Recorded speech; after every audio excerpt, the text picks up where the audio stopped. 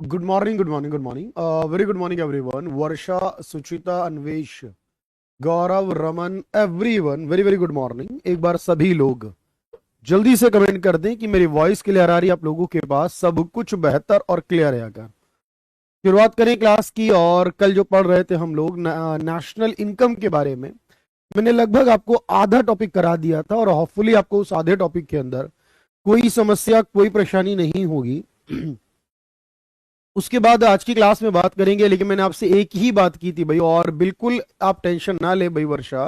मैंने आपसे कहा था, कल ही मैंने सब कुछ आपके लिए चेक कर लिया था ऑलरेडी, और सब कुछ क्लियर है भाई अभी। Thank you. देखो, मैंने आपसे एक बात कही है कि कल की क्लास में आप लोगों ने जितना भी पढ़ा था, उस पढ़ने के बाद हमने क्वेश्चंस की प्रैक्टिस की थी, और आप जानते हैं कि सारे क्वेश्चन लगभग वो हमारे कंप्लीट हो गए थे। और उसके बाद हम आज की क्लास में कंटिन्यू करेंगे। एक ही चीज मैं कहूंगा आपसे कि बस ध्यान से सुनिए मेरी बातों को, और जब फाइनली क्वेश्चन करने का टाइम होगा, हम उन क्वेश्चनों को करेंगे। आपके जितने डाउट है ना, वो ऑलरेडी क्लियर हो जाएंगे उसके अंदर। चलिए भाई, अच्छा अब हम याद कर लेते हैं सर, और वो आपके हैं बिल्कुल भाई, सब कुछ मेरा ही होगा सर, नॉर्मल क्लास वाला। चलिए कोई बात नहीं, बस प्रेरणा वो चलता है, क्योंकि मॉर्निंग की क्लास है हमारे पास। और शुरुआत करते हैं भाई। कल मैंने क्या पढ़ाया आपको, देखो देखो, नेशनल इनकम का मतलब है हमारे देश के सभी लोगों की एक साल की इनकम को नेशनल इनकम कहा जाता है। जो हमारे देश के अंदर इनकम होती है एक साल के अंदर, देश की बाउंड्री के अंदर, उसको डोमेस्टिक इनकम या जीडीपी कहा जाता है। मैंने बताया आपको, जीडीपी के अकॉर्डिंग भारत दुनिया में 5वें नंबर पर आता है। जीडीपी परचेजिंग पावर पैरिटी के अकॉर्डिंग दुनिया में 3रे नंबर पर आता है। भारत में राष्ट्रीय आय या जीडीपी की गणना एनएसओ या सीएसओ करता है, और इसका बेस ईयर 2011-12 है।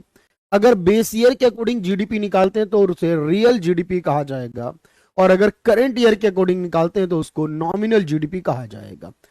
नॉमिनल जीडीपी को अगर रियल जीडीपी से डिवाइड करते तो उसको जीडीपी डिफ्लेटर कहा जाएगा। ये बात हम कर चुके थे, और ये भी मैंने आपको बताया कि सबसे पहले राष्ट्रीय आय की गणना किसने की है, दादा भाई नौरोजी ने की है। जो साइंटिफिक मेथड यूज करा है, वी के आर वी राव ने किया है। और जो नेशनल इनकम कमेटी बनी, उसके चेयरमैन जो थे वो पीसी महालनोबिस। अब मेरी बात समझना सर, मैं जीडीपी के बारे में बात करी कल, लेकिन अब हम बात करने वाले हैं पर कैपिटा इनकम के बारे में, यानी कि प्रति व्यक्ति आय के बारे में। देखिएगा भाई, सवाल ये पूछा जाता है कि हमारे देश की जो प्रति व्यक्ति आय होगी, जिसे पर कैपिटा इनकम या पर कैपिटा जीडीपी भी कहते हैं बेसिकली, और मैंने बताया इसका फॉर्मूला क्या होता है कि अगर हम पूरे देश की इनकम को डिवाइड कर देते हैं देश की जनसंख्या से, तो निकलती है प्रति व्यक्ति आय होगी बस। अब इसमें 2-3 सवाल आते हैं। जब हमारे देश में 1867-68 के समय, आपको याद होगा, ये वो समय जब दादा भाई नौरोजी ने गणना की थी भाई। ठीक है, कोई बात नहीं है सर, अभी सही है यहां पर। अब देखो, आप क्या कहोगे सर, उस समय हमारे देश की जो एवरेज इनकम थी वो लगभग 19 या 20 रुपए आई थी। 20 रुपए थी हमारे देश की इनकम अप्रॉक्स में, यानी आप कहोगे एक साल एक व्यक्ति में लगभग 20 रुपए अर्न करता था। अगर हमसे पूछा जाता है 1947 के समय, यानी कि जब देश हमारा आजाद हुआ 1947 में, तब हमारे देश की लगभग एवरेज इनकम कितनी, तो याद रखना लगभग 249 रुपए 60 पैसे, या कई बार इसको 250 रुपए भी देता है। यानी कि एक साल में एक व्यक्ति मात्र 250 रुपए अर्न करता था एवरेजली। लेकिन अगर बात करें, अभी हम 2022-23 चल रहा है सर हमारा, क्योंकि 23-24 का डेटा तो अभी आया नहीं, 22-23 का डेटा आया है लगभग। तो इंडियन रुपी की वैल्यू के अकॉर्डिंग 1,97,000 रुपए भारत के लोगों की जो है वो औसत इनकम है, यानी 2 लाख रुपए के आसपास है। हमें ये 3 इंफॉर्मेशन को याद करना है। पहले मेरी बात समझो भाई आराम से। तो मैंने बताया, अभी रियल बताऊंगा व्हेन टोटल प्रोडक्शन इंक्रीज का नहीं है, बिल्कुल डिस्कस करेंगे भाई। तो आपने कहा सर ये 20 रुपए थी, उसके अलावा 250 रुपए करीब, और अभी करीब 1,97,000 के आसपास। लेकिन एक सवाल ये कि जब हम नेशनल इनकम कैलकुलेट करते हैं, देखो मैंने आपको कल एक बात बताई कि हम क्या कैलकुलेट करते हैं। हमारे देश के लोगों ने, सर ये बहुत ज्यादा इंक्रीज हुई, ये कैसे? बहुत ज्यादा इंक्रीज नहीं हुई है प्रियांशु। अगर आप देखो टाइम के हिसाब से चलता, महंगाई भी इसमें एडजस्ट है।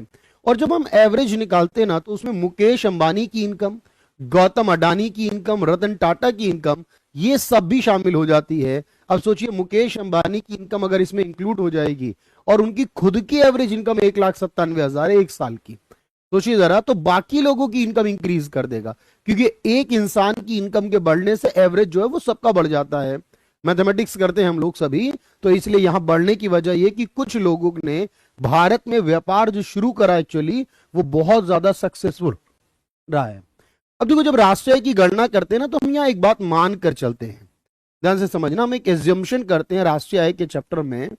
वो इनकम में अजम्पशन यानी कि मान्यता यह है कि जितनी हमारे देश के लोगों की इनकम है, मैंने आपको कल भी ये बात बताई शुरुआत में, क्योंकि हम ये बात मान लेते हैं, मान्यता ये है हमारी कि हमारे देश के लोगों की जो इनकम है, हिंदी में कहें तो आय है जो देश के लोगों की, वो बिल्कुल एक्यूरेटली बराबर है देश के एक्सपेंडिचर के। इनकम बराबर है देश में एक्सपेंडिचर के, यानी कि जो हम व्यय करते हैं, खर्च करते हैं, यानी हम मान लेते हैं कि एक इंसान जो इनकम अर्न करता है वो दूसरे को खर्च कर देता है। मेरी बात समझना। चलिए, अच्छा, और इसी के अंदर हम कहते हैं सर हमारा जो प्रोडक्शन है और हमारा जो उत्पादन है वो भी इसके बराबर होगा। अब जो मैंने मान लिया है, ध्यान से समझना, आप कहना है सर ऐसा कैसे हो सकता है, ऐसा एज्यूम कर लिया है, मान लिया है, क्योंकि इसका मतलब क्या है सर, ये है मान्यता, राष्ट्रीय आय की मान्यता है ये।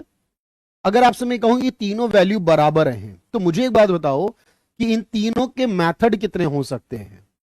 तो आप कहोगे सर अगर इन तीन चीजें बराबर हैं तो इन तीनों में से हम किसी भी मेथड का इस्तेमाल करें हमारी वैल्यू बराबर ही आएगी। मेथड ऑफ नेशनल इनकम अगर हम कैलकुलेट करने वाले हैं तो उसकी गणना करने की जो विधियां होंगी उसमें पहली विधि क्या होगी, देखो पहली विधि है इनकम मेथड, जिसे हम क्या कहेंगे, आय विधि।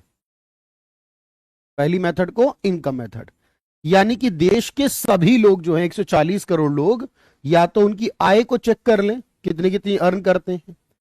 दूसरा है एक्सपेंडिचर मेथड, एक्सपेंडिचर, या इसी का एक और नाम भी है, कई बार कंफ्यूज करने के लिए दूसरा नाम दे देता है, क्योंकि एक्सपेंडिचर का मतलब है खर्च करना, तो इसी को एक्सपेंडिचर या इसी को कंजम्पशन मेथड कह सकते हैं सर, क्योंकि मैथ्स के अकॉर्डिंग पता है कि जो इनकम से निकाला जा सकता है वही एक्सपेंडिचर से भी निकाल सकते हैं, क्योंकि हमने मान लिया एक इंसान जो खर्च करता है वही इंसान दूसरा इनकम को अर्न करता है। ठीक है भाई, तो इसी को आप हिंदी में क्या कहोगे, व्यय या उत्पाद उपभोग विधि, ये इसका नाम होगा, व्यय या उपभोग विधि, दोनों का मतलब खर्च करना है।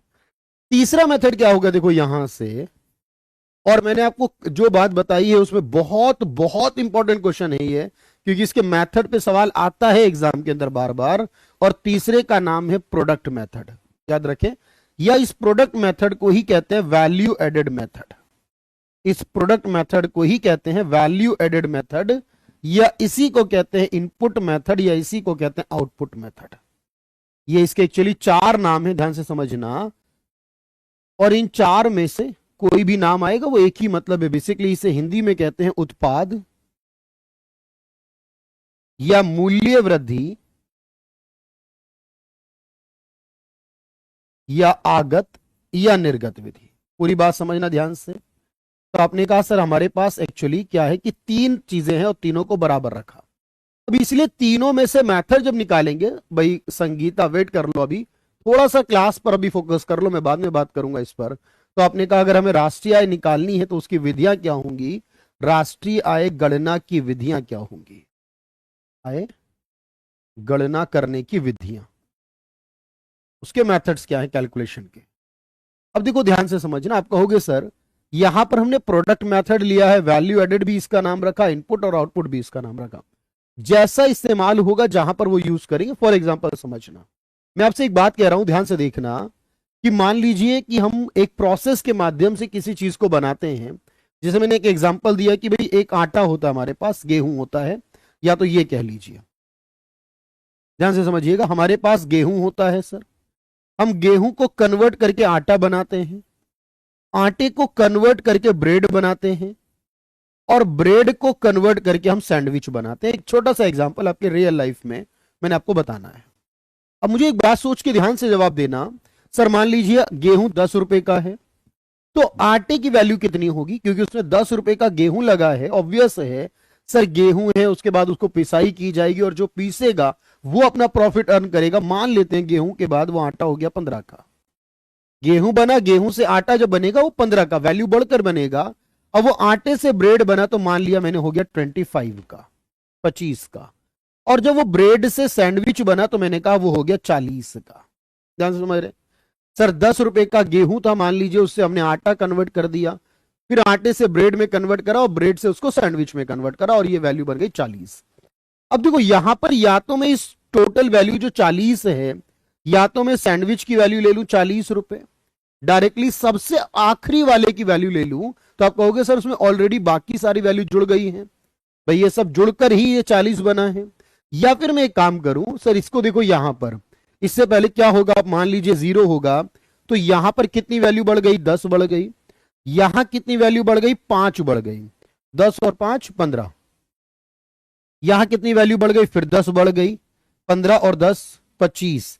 और यहां कितनी वैल्यू बढ़ गई, तो आपने कहा 15 बढ़ गई। और इनको अगर मैं जोड़ लूं, 10 बढ़ी, फिर 5 बढ़ी, फिर 10 बढ़ी, फिर 15 बढ़ी, और टोटल जोड़ दो यहां पर तो भी क्या बनेगा, 40 बनेगा। इसे कहते हैं मूल्य वृद्धि। यानी हमें ये पता है सर जो इंक्रीमेंट हुआ है हम इसको 4 बार में जोड़ लें, यानी एक बार में 10 रुपए वैल्यू बढ़ गई जब गेहूं बना, फिर आटा बना तो 5 और बढ़ गई, फिर 10 और बढ़ गई, फिर 15 और बढ़ गई। इसका कहने का मतलब है तो यानी टोटल वैल्यू तब भी 40 आएगी। तो मुझे बताइए ज्यादा बेहतर प्रोसेस क्या है बताएं। तो आप कहेंगे सर बेहतर यह है कि हम आखिरी वाले को ले लें। क्यों हम बार बार इंक्लूड करेंगे, कि हम जानते हैं लास्ट वाले में ऑलरेडी बाकी सारी वैल्यूज इंक्लूडेड होती है। बहुत ध्यान से सुनना मेरी बात, मैंने कहा ना एक एक सवाल कराऊंगा, हर जो आपका एग्जाम है ना वो होना ही होना है बस उसके बाद। तो आपने कहा सर अगर हमसे ये पूछता है कि सबसे पहला सवाल तो मेरा ये है कि इंडिया में हम इनमें से कौन से मेथड का इस्तेमाल करते हैं, हम इंडिया में हमारे भारत में जनरली कौन सा मेथड यूज किया जाता है। तो याद रखना in India, generally in India, Bharat में कौन सा यूज होगा इनमें से, generally in India income method and product method. हम इंडिया में दो मेथड इस्तेमाल करते हैं, income method and product method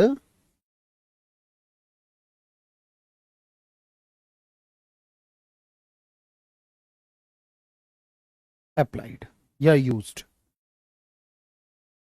तो अगर हमसे पूछे कि भारत में कौन से होते हैं तो याद रखेंगे भारत में सामान्यतः आय विधि और उत्पाद विधि। यानी भारत में कौन सा नहीं होता अगर ये पूछे तो एक्सपेंडिचर में सामान्यतः आय विधि व उत्पाद विधि का प्रयोग किया जाता है। आय विधि व उत्पाद विधि का प्रयोग।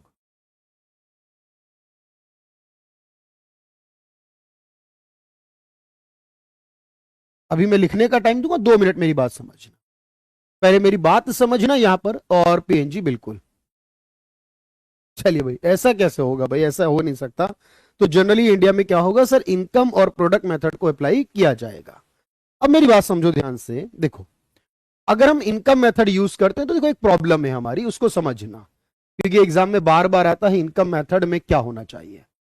देखो जब हम सारे देश के लोगों की, यानी हम 140 करोड़ लोगों की इनकम को निकालेंगे, आय विधि का उपयोग करेंगे। ठीक है, जितना कहूं बस उतना सुनिएगा ध्यान से। या फिर मैंने कहा कि हम उत्पाद विधि को लेंगे, प्रोडक्ट मेथड को लेंगे। जनरली इंडिया में हमारे पास दो मेथड चलते हैं जिसको हमने उत्पाद विधि का, उसके और भी नाम हो सकते हैं, मूल्य वृद्धि या इनपुट और इनपुट आउटपुट मेथड। देखो ध्यान समझो, मैं जो कहना चाह रहा हूं उसको बहुत गहराई से समझना, इंपॉर्टेंट बात है। जब मैंने आपसे यह कहा कि गेहूं बना, गेहूं से आटा बना, आटे से ब्रेड बना और ब्रेड से सैंडविच बना, अब मुझे एक बात बताइए कि हम इस गेहूं, आटा, ब्रेड और सैंडविच में किसकी वैल्यू लेंगे। तो आपने कहा सर हमें यहां सैंडविच की वैल्यू लेनी चाहिए, सैंडविच होगा। और इस सैंडविच को बनाने के लिए जो गेहूं लगा है, जो आटा लगा है, यानी गेहूं से आटा बना है और आटे से ब्रेड बना है, अगर मैं गेहूं, आटा या ब्रेड वर्ड बोलूं तो ये तीनों चीजें क्या होंगी। या जैसे मैं कहूं आपसे गन्ना है और गन्ने से चीनी बन गई है, अब मुझे बताइए कि चीनी की वैल्यू में ऑलरेडी गन्ने की वैल्यू इंक्लूड होगी, आप कहोगे यस। तो ये जो गन्ना है इसे बोलेंगे, या इस गेहूं, आटे, ब्रेड को बोलेंगे इंटरमीडिएट गुड्स। क्या बोलेंगे इसे, मध्यवर्ती। यानी जो इसमें इस्तेमाल होगी, जो फाइनल नहीं होगी, ये क्या कहलाती है, मध्यवर्ती। गन्ना क्या हो जाएगा, मध्यवर्ती, क्योंकि अभी मध्य में है, बीच में है, अभी प्रोसेस नहीं हुआ। अब इससे जो सैंडविच बन गया उसे क्या बोलूंगा मैं, उसे बोलूंगा फाइनल। ये जो गन्ने से चीनी बनेगी, चीनी क्या बनेगी, ये होगी फाइनल। तो मुझे ये बताइए पहले, हम क्या ले भाई, हम क्या ले यहां पर? तो आप कहोगे सर अगर हम सैंडविच लेते हैं तो हमें बाकी सब कुछ लेने की जरूरत नहीं है, क्योंकि वो ऑलरेडी इंक्लूड हो चुका। अगर हम ये भी इंक्लूड करेंगे, ये भी करेंगे, तो वैल्यू डबल हो जाएगी। अच्छा, इसी तरह मैंने कहा चीनी है, अब गन्ना लूं या नहीं? तो आपने कहा सर नहीं, जब आप चीनी ले रहे हैं तो फिर गन्ने की जरूरत नहीं है, क्योंकि उसमें ऑलरेडी इंक्लूड हो चुका है। ध्यान से समझ रहे बात। तो जब हमसे ये सवाल किया जाता है कि जब हम कोई भी नेशनल इनकम कैलकुलेट करते हैं सर, तो वहां पर क्या इंक्लूड करेंगे, याद रखना, हम वहां पर फाइनल गुड्स एंड सर्विस क्या इंक्लूड करेंगे? Final goods and service included.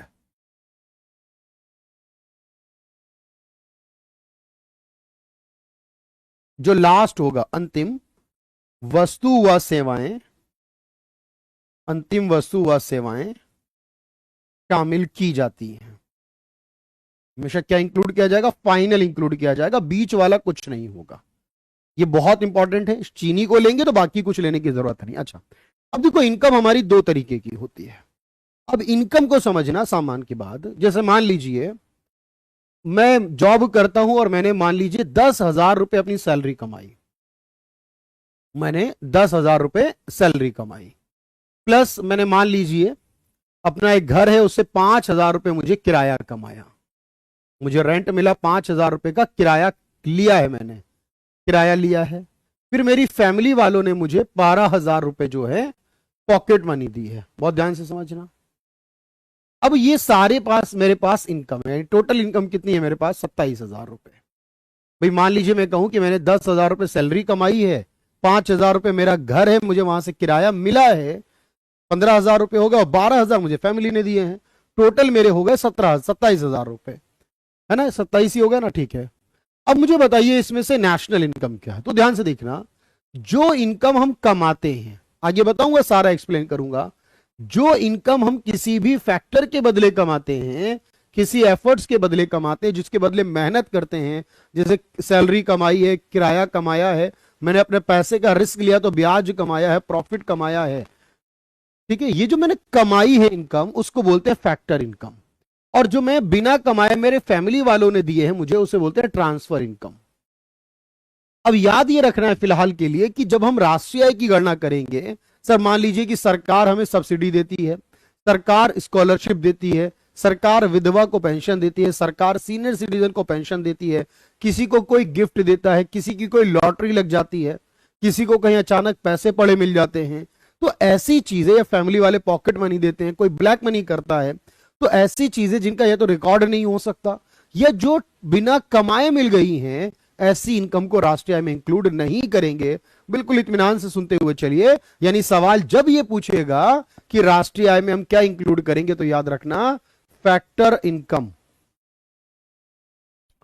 अभी बताऊंगा फैक्टर इनकम में क्या क्या आता है। फैक्टर इनकम इंक्लूडेड, तो इसमें क्या इंक्लूड होगा याद रखेंगे, तो आप कहोगे इसमें कारक, या इसको बोलते हैं साधन आय, कारक या साधन भी बोलते हैं इसे, कारक या साधन आय शामिल की जाती है। राष्ट्रीय आय में कारक या साधन आय को शामिल किया जाता है।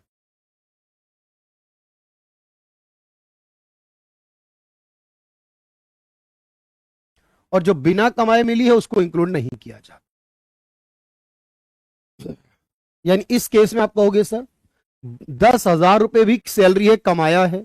सब्सिडी का मतलब क्या होता है? देखो अन्वेष, क्या होगा आप सोचो, आपके घर पर जो गैस का सिलेंडर आता है, उसकी ओरिजिनल कीमत है 1,500 रुपए, एक एग्जांपल ले रहा हूं, 1,500 रुपए ओरिजिनल कीमत है, लेकिन सरकार आपको वो चीज 800 रुपए में दे देती है। इसका मतलब 700 रुपए किसका नुकसान हो रहा है? सरकार का हो रहा है। जैसे अभी गैस की सिलेंडर जो आ रहा है वो 900 रुपए के करीब आ रहा है, एग्जाम्पल है, 900 के नियर बाई आता है, और उसके बाद आपसे वो 900 रुपए लेने के बाद आपको 200 रुपए वापस कर देते हैं। यानी आपके लिए वो सिलेंडर 900 का नहीं है, वो 700 का है, क्योंकि 200 बाद में वापस आ जाएंगे। तो 200 रुपए सब्सिडी हो गई, यानी बाजार कीमत से कम पर जो दिया जाता है वो सब्सिडी में चला जाता है। तो पहले आप इसको नोट कर लीजिए, फिर आगे बढ़ेंगे हम लोग जल्दी से नोट करेंगे इसे।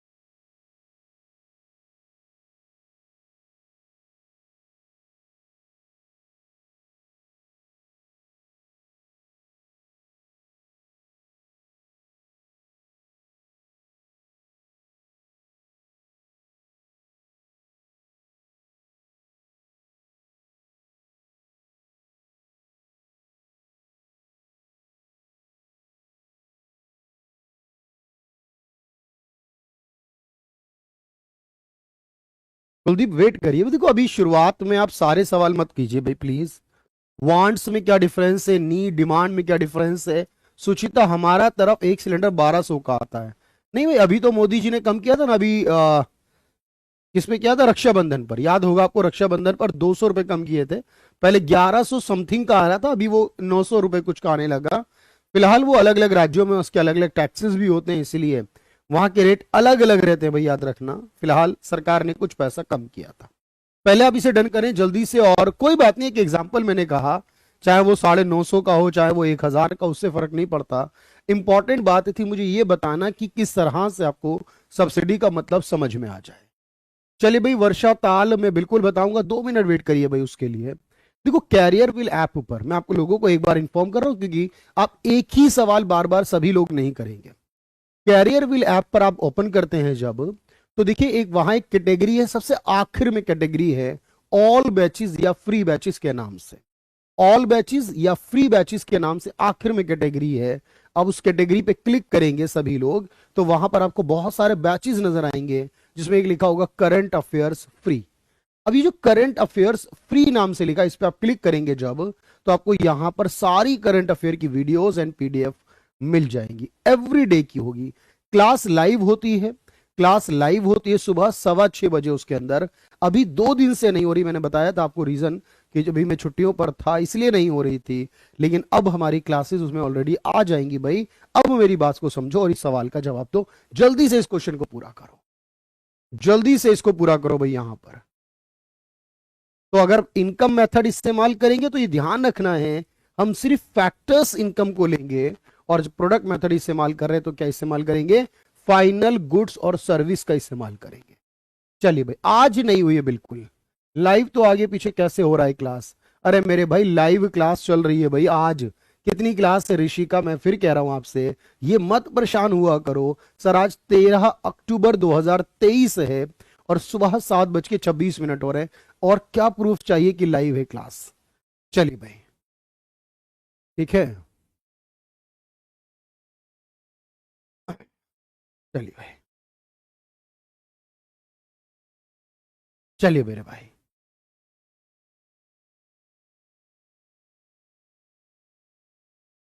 तो बात क्लियर हो गई सर, अब आगे बढ़ते हैं। अब मेरी बात ध्यान से सुनिए, अब मैंने आपसे क्या कहा, जो इनकम हम कमाते हैं, ध्यान से समझना, जो कमाकर रिसीव करते हैं वो जुड़ेगी, और जो बिना कमाए आती है वो नहीं जुड़ेगी। अब देखो ध्यान से समझो कि सर यहां पर क्या क्या इंक्लूड होगा, नोट करेंगे मेरे साथ।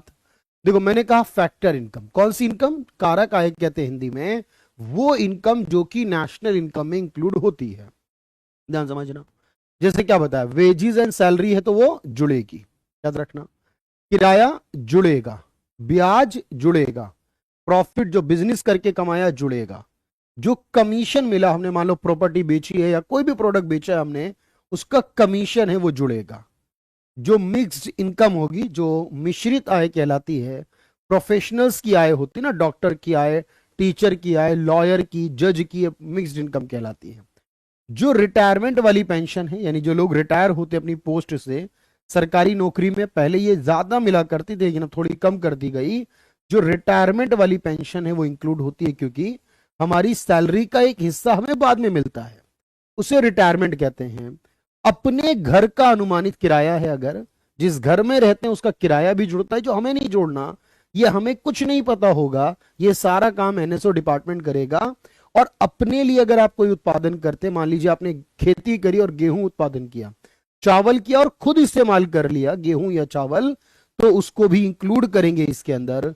तो यहां पर याद रखना, ये वो 9 फैक्टर्स हैं हमारे, जो कि हमारी राष्ट्रीय आय में जुड़ते हैं। और ये सवाल सबसे ज्यादा इंपॉर्टेंट रहता है भाई, क्यों, क्योंकि ये सवाल में हमेशा क्वेश्चन देता ही देता है क्या इंक्लूड होगा या नहीं होगा। इसको नोट करिए पहले, क्या क्या इंक्लूड किया जाएगा, जल्दी से डन करेंगे।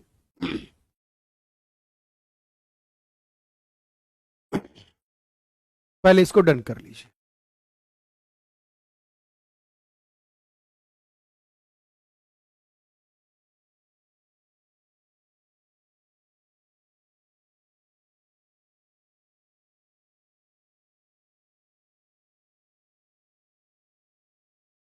या एक और लिख लीजिए, 10 कर लीजिए पूरे।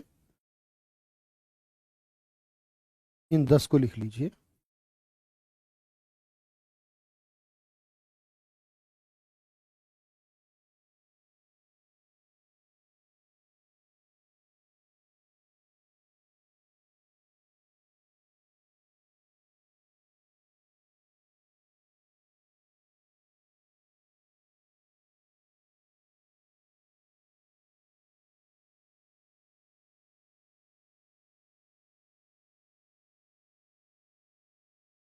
जिससे कि पीएफ में योगदान करते हैं, हमारी सैलरी का कुछ हिस्सा जो होता है ना वो पीएफ में चला जाता है।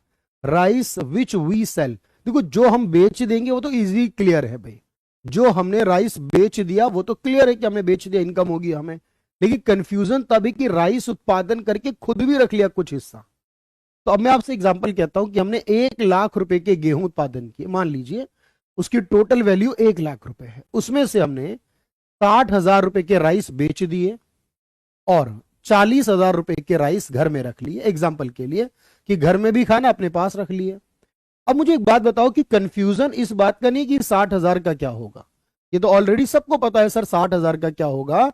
60,000 रुपए जो होंगे वो तो जुड़ेंगे जुड़ेंगे, लेकिन याद रखना है प्रेरणा प्रियांशु दोनों का यही सवाल है आपका भाई, लेकिन ये 40,000 रुपए जो उत्पादन हुआ है जो घर में रख लिया वो भी जुड़ेगा, क्यों? क्योंकि सर उत्पादन तो टोटल 1 लाख का ही हुआ है ना भाई, हम तो ये देख रहे हैं ना हमारा उत्पादन कितना हुआ है और 1 लाख का हुआ। अगर हम इसमें से 60,000 बेच दें या 40,000 रख ले, बात दोनों की होगी, जुड़ेंगे दोनों। क्योंकि सर एक बात सोचिए ना कि अगर हम 40,000 रुपए कम कमा रहे हैं, 40,000 रुपए कम कमा रही है कोई व्यक्ति, तो 40,000 खर्चा भी तो कम होगा, फ्यूचर में उसको खरीदने भी नहीं पड़ेंगे चावल बाहर से, क्योंकि उसके घर के चावल ही इस्तेमाल हो जाएंगे। तो अब मुझे बस कंफ्यूजन इस 60 का नहीं था, इस 40 का था। तो याद रखना इसको तो जोड़ेंगे ही जोड़ेंगे 60 को, लेकिन इस 40 को भी जोड़ना होगा, क्योंकि अपने घर में रखो या बेच दो उत्पादन पूरा माना जाएगा। तो परिवार या अपने लिए अगर आप उत्पादन कर रहे हैं कोई खुद के खर्च के लिए तो भी जुड़ेगा। और जो पैसा अगर हम लोग पीएफ में जमा कर रहे हैं, सोशल सिक्योरिटी क्या होती है बताओ सर? जो पीएफ में जमा किया जाता है पैसा, जो ईएसआई स्कीम में जमा किया जाता है, फ्यूचर में मिलता है हमें, तो वो है तो हमारी सैलरी का पार्ट ना भाई। मान लो मैं 10,000 रुपए की नौकरी करता हूं, 10,000 रुपए में से मेरा 1,000 रुपए जो है वो पीएफ में चला जाता है, तो भाई मेरी सैलरी मुझे 9,000 रुपए मिलती है। तो ये मेरी जो 9,000 रुपए मिल रही है ये भी मेरी सैलरी है, और जो 1,000 रुपए मेरा पीएफ में जमा हो रहा है जो बाद में मिलेगा मुझे, ये भी तो मेरी ही सैलरी है ना। तो ये ने मैंने कहा ये भी जुड़ेगा और ये भी जुड़ेगा, सैलरी भी जुड़ेगी और जो हमारा सोशल सिक्योरिटी में चला गया पैसा वो भी जुड़ेगा, ये याद रखना है। चलिए मैं आपको एक एक सवाल कराऊंगा, बिल्कुल परेशान ना हो आप, तो आप पहले इसे नोट कर लें। और अब हम बात करते हैं सर, अब हम किसको जोड़ेंगे और किसको नहीं जोड़ेंगे। अगर बात करें तो जिसको जोड़ेंगे उसे क्या कहा मैंने? Factor income. बिल्कुल बिल्कुल बिल्कुल याद रखना भाई।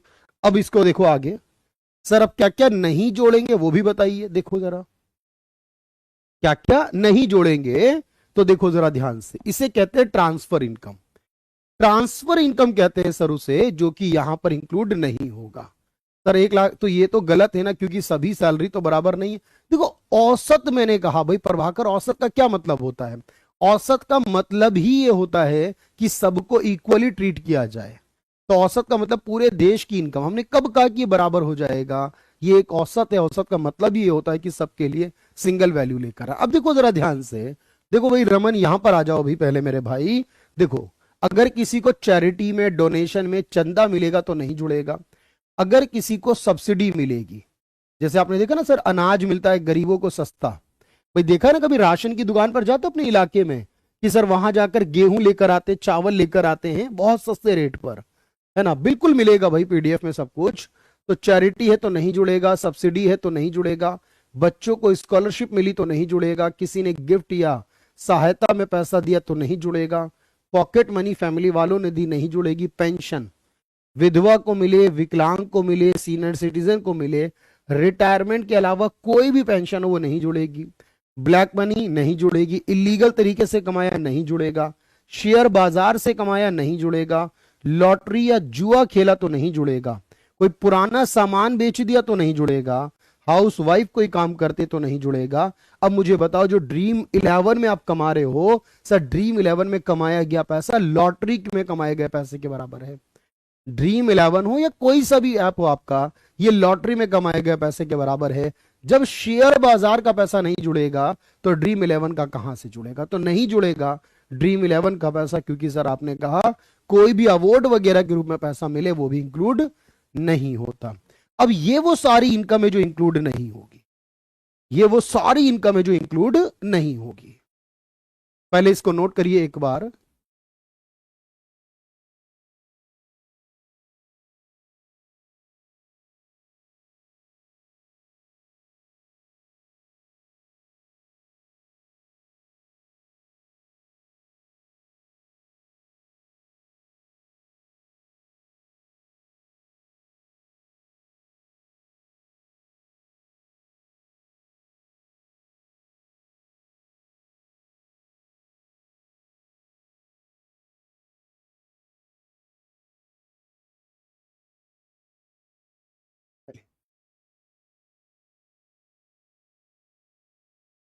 देखो मैंने ये कहा ही नहीं कि लॉटरी का पैसा ब्लैक मनी होगा।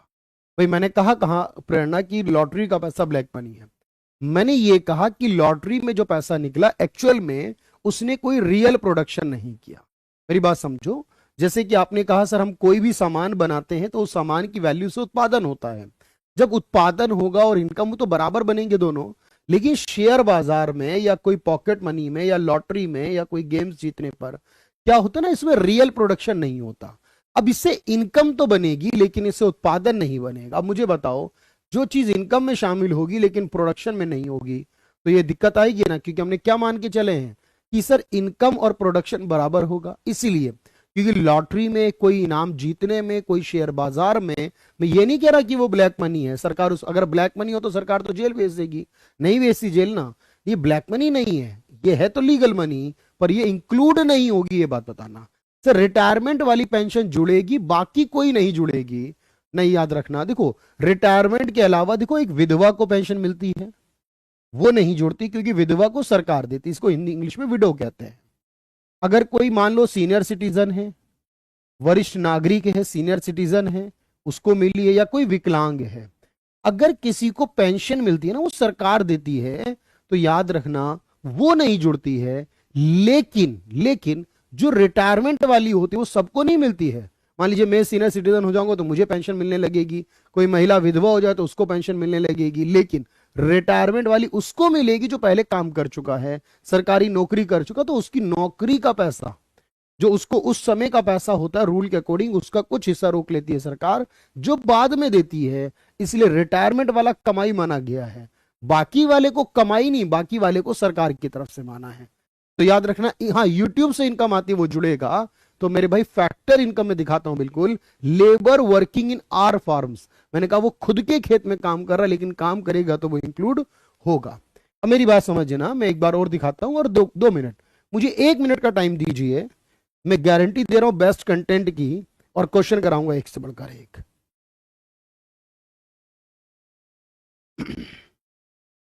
अब बस 1 मिनट दीजिए मुझे, और आप सवाल को देखिए। बस आप यहां पर इन सवालों को देखिए और इसके जवाब देखिए, मुझे बताइए। तो जो इनकम हम कमाकर रिसीव कर रहे हैं वो जुड़ेगी, और उसके अलावा अगर कोई और इनकम होगी तो वो इंक्लूड नहीं होगी। मैं अभी सारा लिखवाऊंगा लेकिन जो मैं कहूं पहले आप उसको समझिएगा भाई। देखो, जब कोई हाउस वाइफ या हाउस हस्बैंड कोई फैमिली के लिए यानी काम करता है, देखो हाउस वाइफ या हाउस हस्बैंड का मतलब क्या है? अपने परिवार के लिए काम करना। बहुत ध्यान से समझो। मान लीजिए एक महिला है, अपने दूसरे के किसी घर में जाती है और वहां बर्तन साफ करती है, वहां कपड़े धोती है, मान लीजिए एक एग्जांपल, तो उस महिला को पैसा मिलेगा। भाई किसी घर में जाकर काम करेगी और उस घर से उसे पैसा मिलेगा, तो वो तो राष्ट्रीय में जुड़ेगा क्योंकि वो लेबर हो गई सर। वहां जब वो महिला दूसरे के घर में काम करती है तो वो लेबर हो जाती है। लेकिन जब वो महिला अपने घर में काम करती है तो उसके बदले कोई पैसा नहीं लेती है, और उसके पैसे की कोई वैल्यू हो भी नहीं सकती है, क्योंकि जो आपके परिवार में आपकी माँ है, आपकी बहनें है, वाइफ है, जो भी काम कर रही है परिवार के लिए, या आदमी भी काम कर सकते हैं, ऐसा नहीं है, पुरुष भी काम कर सकते हैं परिवार के लिए। एक्चुअली वो अनमोल है, उसका कोई मोल नहीं है भाई। याद रखना, कोई भी लेबर काम करे, किसी दूसरे के घर में काम करे, तो एक दिन की छुट्टी भी होगी या बाकी सारी रूल्स रेगुलेशन भी होंगे। अपने घर में जब काम करेगी कोई महिला, 24/7 होगा, 24 घंटे 7 दिन काम, हमेशा आपको एक्टिव मिलेगी, क्योंकि उसकी कोई वैल्यू डिफाइन नहीं कर सकते, इसलिए इंक्लूड नहीं करा। तो ये बात आपको याद रखनी है सर, हमने ये कहा फैक्टर इनकम जो होगी वो इंक्लूड होगी, और जो राष्ट्रीय आय है भाई, ये सवाल बार बार पूछा जाता है, not included in the factor income. तो बिल्कुल आपको ये पता है कि फैक्टर इनकम क्या होगा, तो उसे गृहिणी कहा जाता है हिंदी में। और चलिए भाई प्रेरणा, मैंने इसलिए बताया आपको। चलिए, राष्ट्रीय आय का अनुमान लगाते समय निम्नलिखित में किसको शामिल नहीं किया जाता। अब इंपॉर्टेंट बात क्या है, देखो यहां पर यह सवाल आया है शामिल नहीं किया जाता, सभी का क्लियर होगा। देखो, टीचर पढ़ा रहा है तो पता ना भाई इतनी सैलरी लेगा, मेहनत कर रहा है, सुबह उठ गया हूं मैं 6 बजे, तो भाई सैलरी लूंगा, जुड़ेगा। डॉक्टर है, इलाज करेगा, जुड़ेगा। कोई मेड सर्वेंट है, कोई नौकरानी है, मैंने कहा ना दूसरे के घर में जाके काम कर रही है तो नौकरानी बन गई उस समय वो, ठीक है। लेकिन जब वो हाउस वाइफ अपने घर में कर रही है तो नहीं जुड़ेगा। और सवाल में पूछा है क्या नहीं जुड़ेगा, तो 12 का सी, 42 का सी हो जाएगा, ठीक है। चलो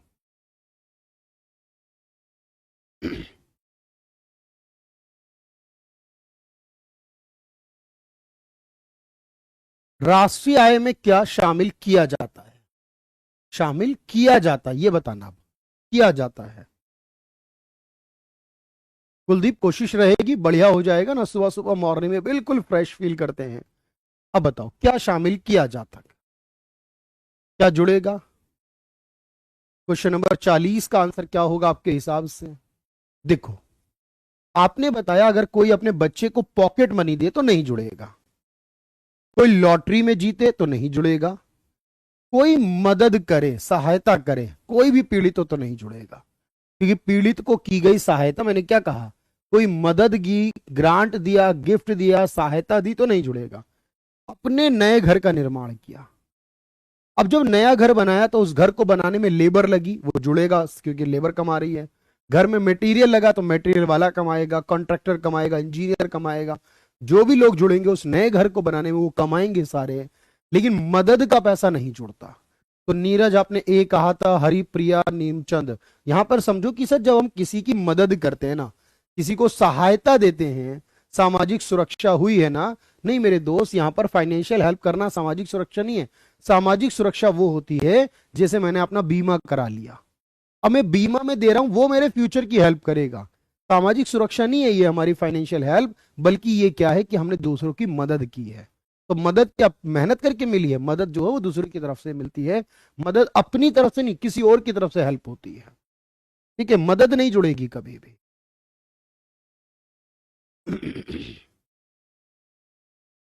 जैसे देखो ये सवाल आया, बड़ा आसान सवाल है, बहुत आसान सा सवाल है। ब्लैक मनी से बना हो अगर, तो फिर तो ब्लैक मनी वर्ड यूज करोगे ना, तब तो फिर ब्लैक मनी वर्ड आ जाएगा। वृष, जो भी नाम है आपका, वृषभ।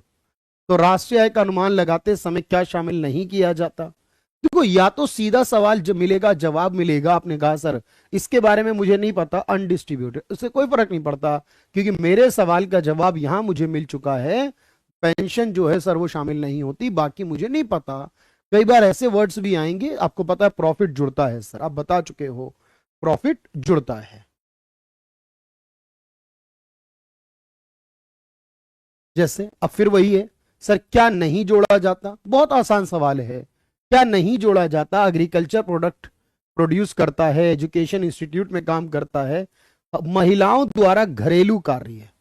इसका क्या मतलब है, यहां घर की महिला खुद कर रही है सर। देखो शब्दों को बदल बदल कर वही सवाल पूछ रहा है बार बार, वही सवाल बार बार रिपीट हो रहा है, एक ही सवाल जो बार बार रिपीट हो रहा है।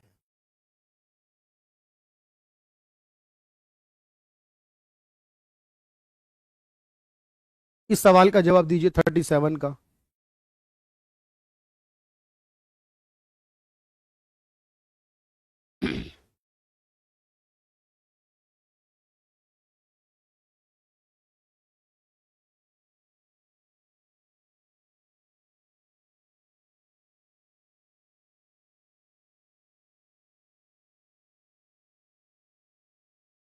बिल्कुल, पेंशन आएगा अलग है, एक रिटायरमेंट पेंशन आएगा तो अलग है। जब पेंशन कहेगा सिर्फ पेंशन तो नहीं जुड़ेगा, जब एग्जैक्ट बोलेगा रिटायरमेंट पेंशन तब जुड़ेगा। Teacher teach his on child, अपने एक बच्चे को पढ़ाएगा तो नहीं जुड़ता। टीचर स्कूल में पढ़ाएगा अपने बच्चे को, स्कूल में पैसे जुड़ेंगे। कंपनी काम करेगी एमएनसी में जुड़ेगा, हाउस वाइफ करेगी तो नहीं। तो क्या नहीं होगा? एक और चार, एक और चार ये वाला होगा, डी ऑप्शन। आलोक आपका क्वेश्चन नहीं आया मेरे भाई, निकल रहा है यहां से। चलिए कोई बात नहीं है सर, यहां पर 1 और डी 4 होगा, यानी डी। एक और चार नहीं होगा। देखो टैक्स के बारे में अलग बताऊंगा प्रिंस। अगर कोई अपनी बहन को, किसी को भी रिलेटिव को गिफ्ट देगा तो उस पर टैक्स लगेगा या नहीं, वो अलग बात है भाई, वो वेट करो उसके लिए। ये तो ना, हर चीज का एक टाइम आएगा, वो मैं आपको बताऊंगा।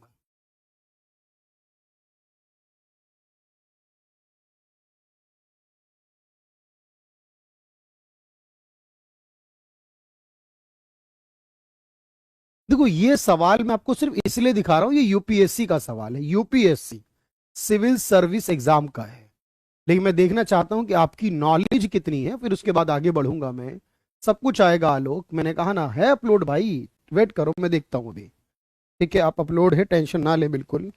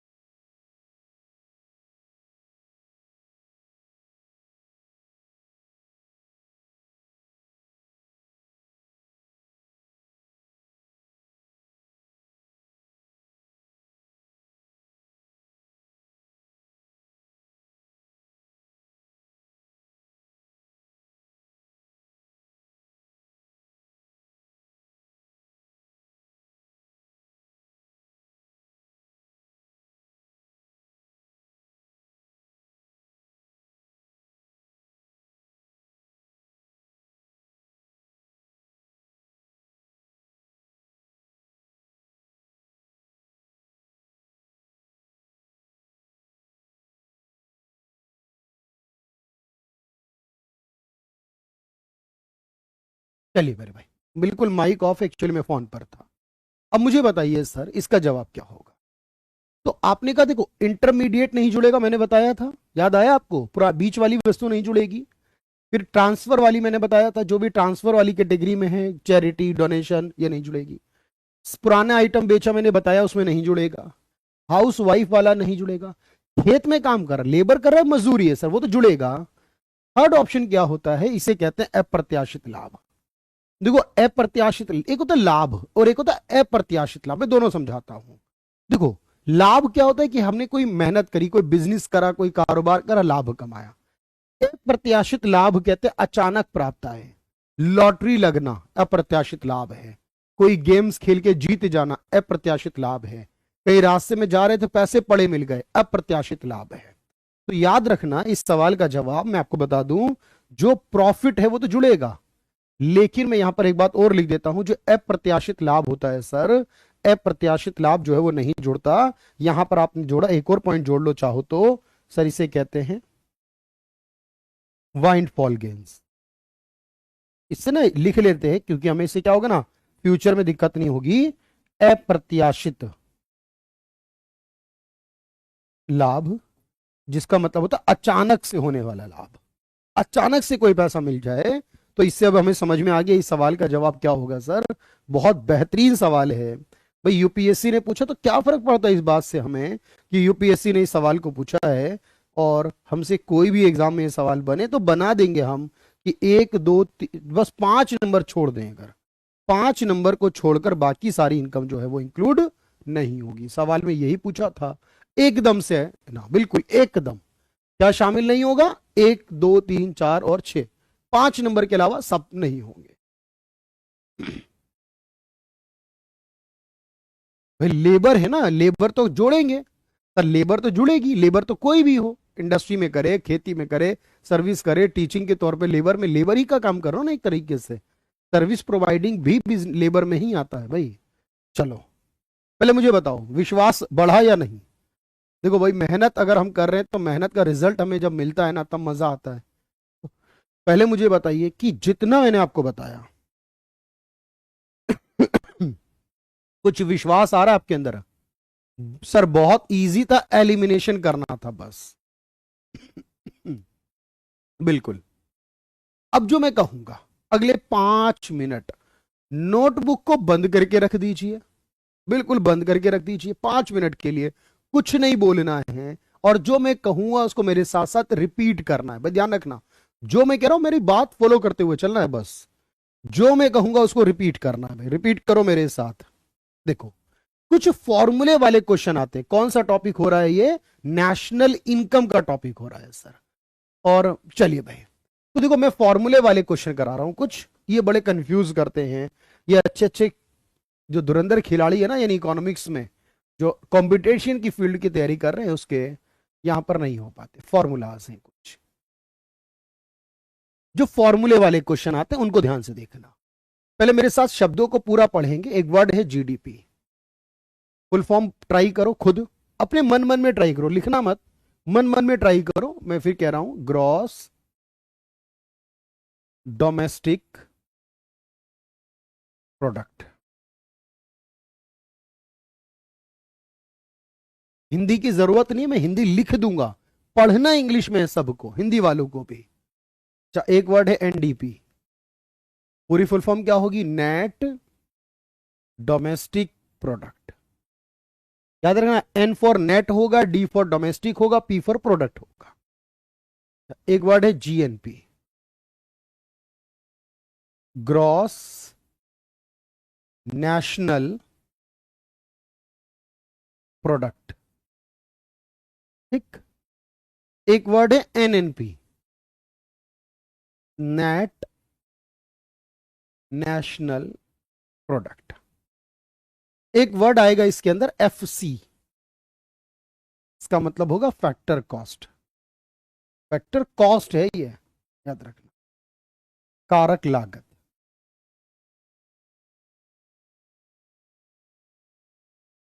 एक वर्ड आएगा एमपी, मार्केट प्राइस, यानी बाजार कीमत।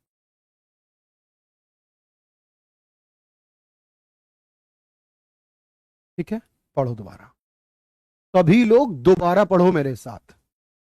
GDP, gross domestic product. NDP, net domestic product. GNP, gross national product. NNP, net national product. FC हो तो फैक्टर कॉस्ट, एमपी हो तो मार्केट प्राइस। ठीक। अब देखो जरा, अब इसमें क्या होता है, देखो हमारे पास 3 बातों को ध्यान देना है। पहला, देखो इसमें एक शब्द है ग्रॉस और दूसरा शब्द है नेट। यहां पर भी ग्रॉस नेट है। अगर मेरे पास ग्रॉस है, ध्यान से समझना, ग्रॉस कहते हैं टोटल को। अगर कोई वैल्यू ग्रॉस है, उस ग्रॉस को मुझे क्या करना है सर? मान लो अगर मैं इस सवाल को कहूं पहले वाले को, सर यहां सब कुछ सेम सेम है, बस यहां पर एक ग्रॉस और एक नेट है। मुझे ये पता होना चाहिए ग्रॉस वैल्यू में और नेट वैल्यू में क्या फर्क होता है। देखो, ग्रॉस में से अगर मैं डेप्रीसिएशन यानी नुकसान को घटा दूं, अगर ग्रॉस में से मैं डेप्रीसिएशन को, नुकसान को घटा दूं, तो जो मुझे मिलता है उसको नेट कहा जाएगा। हिंदी में क्या कहते हैं सर? हिंदी में इसे कहते हैं सकल। टोटल को सकल कहते हैं। इसमें से जो कमी हो रही है हमारे मूल्य ह्रास कहते हैं, उसको घटा दो तो उसके बाद जो बचता है उसको शुद्ध कहते हैं या निबल कहते हैं। कई बार ना हिंदी में दिक्कत आ जाती है, शुद्ध या निबल भी कहते हैं, शुद्ध कहा जाता है। अब एग्जाम्पल को समझो। मेरे पास एक मशीन है, मैंने 1 लाख रुपए की मशीन खरीदी है। 1 लाख की मशीन खरीदी और 1 लाख की मशीन से मैंने काम करना शुरू करा और मैंने 60,000 रुपए का उत्पादन किया। 1 लाख की मशीन लगाई और उससे मैंने कितना उत्पादन करा? 60,000 रुपए। तो ये मेरा ग्रॉस हो गया। मेरी कमाई कितनी है? 60,000 जो उत्पादन किया मैंने। लेकिन इनडायरेक्टली आप सोचो, सर इस मशीन का इस्तेमाल भी तो हो रहा है। अब मशीन तो जैसी थी वैसी दिख रही है हमें, देखने में वैसी है, लेकिन मान लो ये 1 साल में 60,000 कमाए, तो सर 1 साल में मशीन के अंदर भी तो कमी आई होगी। अब ये मशीन जो 1 लाख की खरीदी होगी मैंने, सर ये मान लो 5 साल चलेगी, तो हर साल इसमें 20,000 रुपए की कमी आएगी, तब 5 साल बाद ये खराब होगी। ऐसा ही है ना? बताओ। आपने कहा हाँ। तो अगर अब मैं 60,000 कमा रहा हूं तो मेरा 20,000 का ये वाला नुकसान भी तो है। आप कहोगे सर मशीन तो वैसी की वैसी है, लेकिन मशीन में समय के साथ साथ जो कमी आ रही है वो भी तो मेरी वैल्यू गिरेगी ना। तो मेरी शुद्ध वैल्यू जो बनेगी वो 40,000 बनेगी। बोलो हाँ। तो भाई ऐसे आप कोई भी कारोबार करोगे, उनमें जो भी चीजें इस्तेमाल कर रहे हो सर, उनकी वैल्यू में लगातार कमी आती रहती है समय के साथ साथ, वो नुकसान होता है डेप्रिसिएशन। तो अब मुझे बताओ, अगर मुझे कोई ग्रॉस देगा तो मैं डेप्रिसिएशन घटाऊंगा तो नेट हो जाएगा, नेट देगा तो डेप्रिसिएशन जोड़कर वापस ग्रॉस हो जाएगा। हाँ का जवाब करो सभी। सर ये बात समझ में आ रही है हमें कि ग्रॉस में से नुकसान घटाओ तो नेट हो जाता है। दूसरा, जो देश में कमाते हैं उसे डोमेस्टिक कहते हैं, ये मैंने आपको बताया था। प्लस जो विदेशों में कमाते हैं उसको एनएफआईए कहते हैं। जब देश की इनकम में विदेशी इनकम को जोड़ देंगे, विदेशी इनकम, तो नेशनल हो जाती। जब घरेलू में एनएफआईए जोड़ेंगे तो वो राष्ट्रीय बन जाएगी। ये बात मैंने पढ़ाई हुई है आपको। सभी लोगों का यस आना चाहिए सेकंड पर भी, ये तो आपने बताया है सर। और अगर नेशनल में से एनएफआईए घटाऊं तो वापस डोमेस्टिक। यानी जब मुझे ग्रॉस नेट का मामला देखना हो तो मुझे वहां पर डेप्रिसिएशन नुकसान की बात करनी है, जब बात डोमेस्टिक की और नेशनल की करनी हो तब वहां मुझे विदेशी पैसा को जोड़ना या घटाना होगा। डोमेस्टिक में जोड़ेंगे, नेशनल में घटाएंगे, ऐसा करेंगे। अच्छा, जब कोई चीज बनाई जाती है उसे कहते हैं फैक्टर कॉस्ट। भाई कोई भी चीज बनाई जाती है उसे क्या कहते हैं? Factor cost. प्लस उसमें क्या करते हैं? इनडायरेक्ट टैक्स जोड़ते हैं और सब्सिडी माइनस करते हैं। भाई सरकार हमसे लेती है वो टैक्स होती है, जो वापस करती है वो हमारी सब्सिडी होती है। तो उसके बाद जो बनता है उसको कहते हैं मार्केट प्राइस। भाई कोई भी सामान होता है, आपने कभी किसी सामान का रेट देखा है ना? उसमें क्या लिखा होता है? सारे टैक्स जोड़ने के बाद, यानी जितना हमारा खर्चा है प्लस टैक्स लगता है, उसके बाद कीमत होती है ना। कीमत में यानी टैक्स जुड़ा हुआ होता है ऑलरेडी। अब इसको ना हम कई बार दो एक साथ नहीं लिखते, तो हम इसको ऐसे भी लिख सकते हैं। इसलिए मैं बता रहा हूं क्योंकि बाद में आपको दिक्कत ना करे। अच्छे सवालों में ये दिक्कत आती है कि ये अधूरा पढ़ाने में परेशानी हो जाएगी। फैक्टर कॉस्ट, इन दोनों को मैं अलग अलग लिखने के बजाय नेट लगा के लिख दूं, एनआईटी कहते हैं शॉर्ट में, नेट इनडायरेक्ट टैक्स। जब मैं नेट लगा दूंगा तो फिर मुझे दोबारा से नहीं, जैसे मैंने एनएफआई में बताया, एक आने वाला और एक जाने वाला। सर एक बार कर दो ना एनएफआई की तरह, तो उसे एनआईटी बोलूंगा, नेट इनडायरेक्ट टैक्स। अब वो बन जाएगा मार्केट प्राइस। तो इसलिए हम शॉर्ट में ये लिखते हैं। इसका मतलब ये दोनों का होता है। इसको आराम से लिख लो, मैं फिर कह रहा हूं बहुत इत्मीनान से आप इसको लिख लो 2 मिनट। जैसे मैंने लिखा है बोर्ड पर वैसा लिखो। पहले फुल फॉर्म लिखो, फिर फॉर्मूले लिखो आराम से।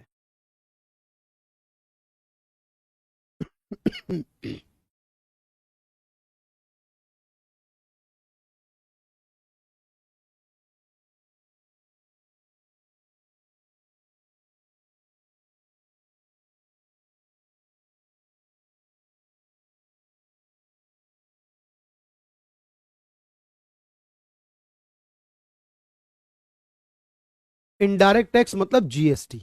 सब्सिडी मैंने बताया ना प्रियांशु, जो सरकार वापस करती है हमें। भाई सरकार ने मुझसे टैक्स लिया और कुछ पैसे मुझे वापस किए, तो नेट टैक्स कितना गया उसको एनआईटी बोल दिया। फिर हमने 100 रुपए लिए, 20 वापस कर दिए, तो 80 बोल दो ना सीधा, 100 प्लस माइनस 20 करना है। बिल्कुल आराम से लिखना और जो मैं सवाल दूंगा वो करना। नोट कर लो इसे।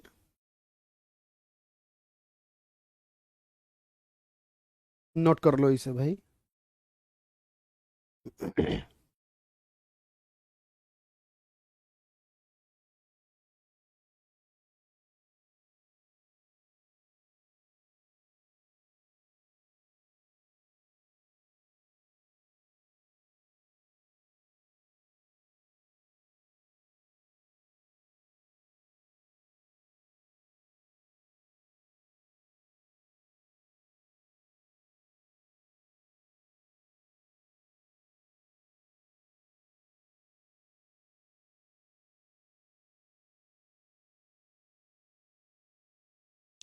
चलो भाई, विवेक, महेश, कुलदीप, हरिप्रिया, नेमी चंद, विशाल, सुचिता, एवरीवन।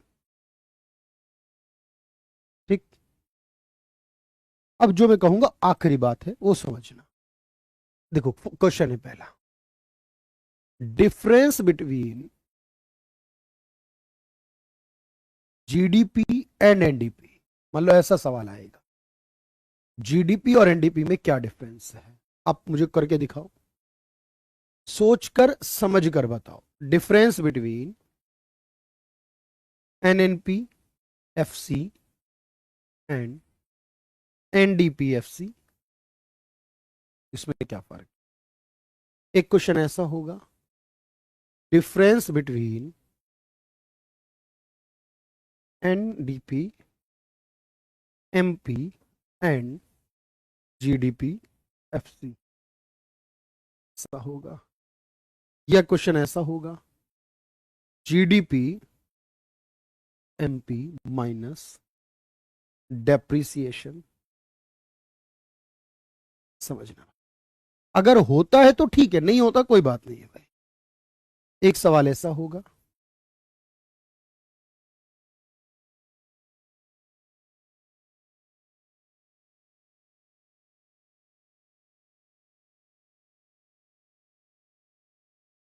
या ऐसा होगा।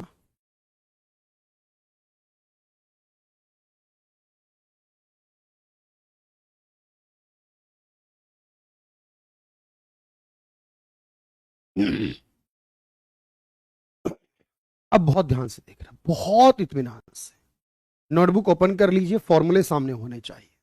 देखो मैं 3 फॉर्मूले रिपीट कर रहा हूं।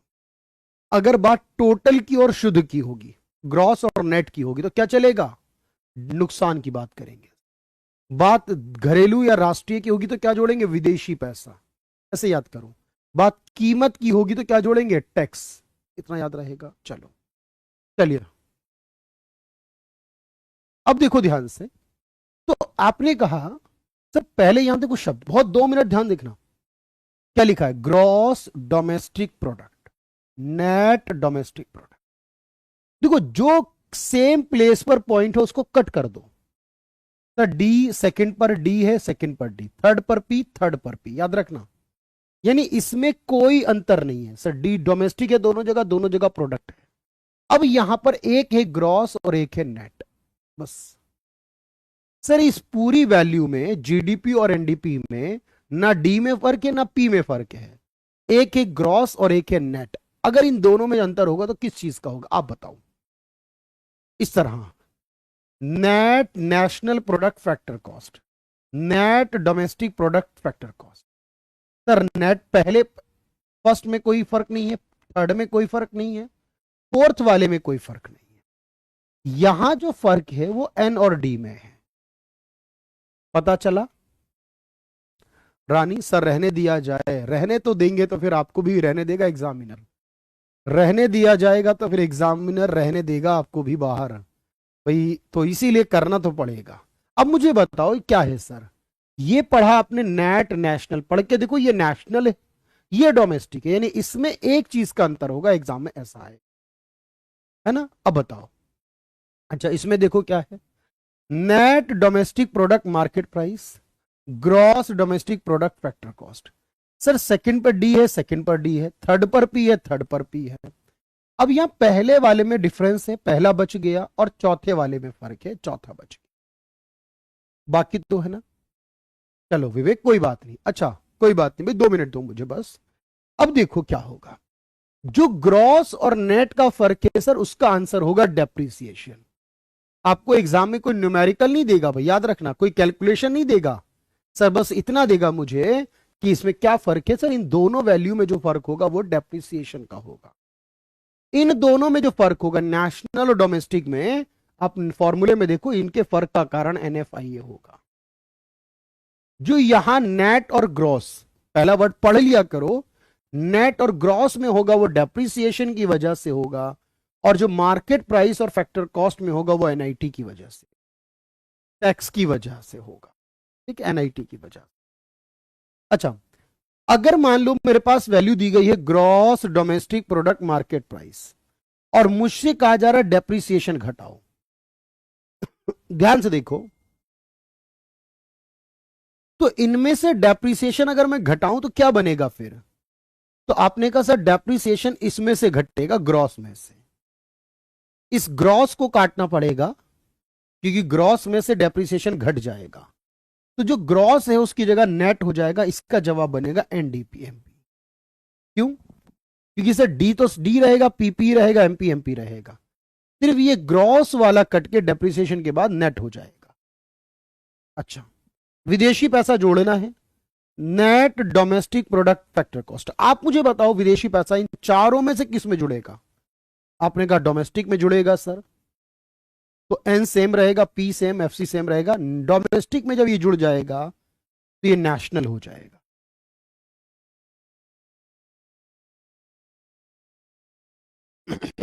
अब मुझे क्या करना है? डेप्रिसिएशन जोड़ना, एनआईटी घटाना है।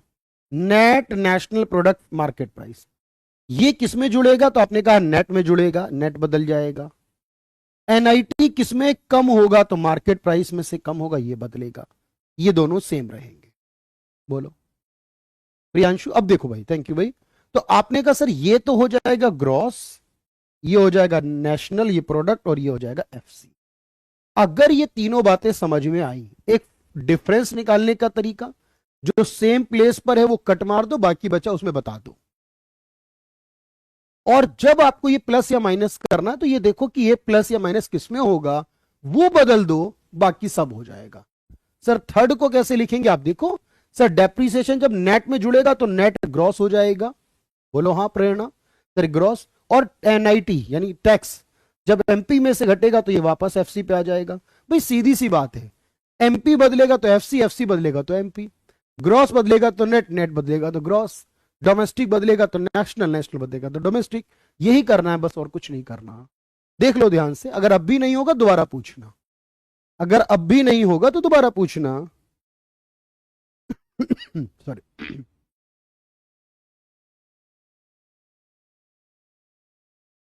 लास्ट के तीनों एक बार दोबारा बता रहा हूं अतुल, बहुत ध्यान से देखो। देखो हमें ये वैल्यू दी गई जीडीपीएमपी और उसमें डेप्रिसिएशन घटाना था। अतुल आपसे बात कर, तो डेप्रिसिएशन है नुकसान। मुझे ये बताओ कि 1 2 3 4 वैल्यू में से नुकसान किस में घटेगा, बस ये बताओ मुझे। तो आपने कहा सर ये ग्रॉस में घटता है, नुकसान हमेशा ग्रॉस में घटता है। तो डी पे कोई फर्क नहीं, पी पे कोई फर्क नहीं, एमपी पे कोई फर्क नहीं, वो तो सेम आएंगे। ये ग्रॉस जो जी होगा, ग्रॉस, ये नुकसान घटाने के बाद नेट बन जाएगा। बोलो हाँ, आई समझ में बात? सर एक बदला तो जी बदल के एन हो गया, बाकी डीपी एमपी रहा। अब यहां पर भी एनएफआईए जोड़ना है, तो 1 2 3 4 में से डी में जुड़ेगा, डी बदल जाएगा, एन हो जाएगा, उसके अलावा एम ये ऐसे ही रहेंगे। इस वाले में दो बदलेंगे, ये दो, ये बदला है, और ये दोनों सेम आ गए।